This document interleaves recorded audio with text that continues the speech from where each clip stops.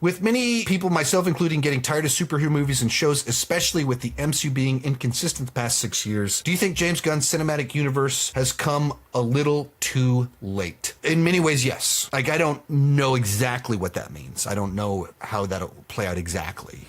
But generally speaking, I would agree with that sentiment. The prime was the era of the DCEU, and the DCEU fumbled the ball. They mismanaged it. They picked the wrong direction that was too polarizing, in the craziest way possible, split the audiences, split the fandom, and created a weird Cult of Snyder deal. But the DCEU started 1 year after the Avengers. So Marvel makes comic book movies the most popular genre on the planet, and then there's this run until Endgame. That's the peak that we'll probably not get back to. On that level of that much interest in a genre and that level of consistency on Marvel's end. That'll never happen again. I doubt it. And that's when the DCEU was in its main stride. They dropped the ball. They didn't do it right. They didn't catch hold of that. And so then you have the 6-year decline, and pretty clearly there's just a lot of people like, I think I'm done. That's what I took my wife. She wasn't trying to be negative, but there was definitely a little bit of a wet blanket energy when we were talking afterwards.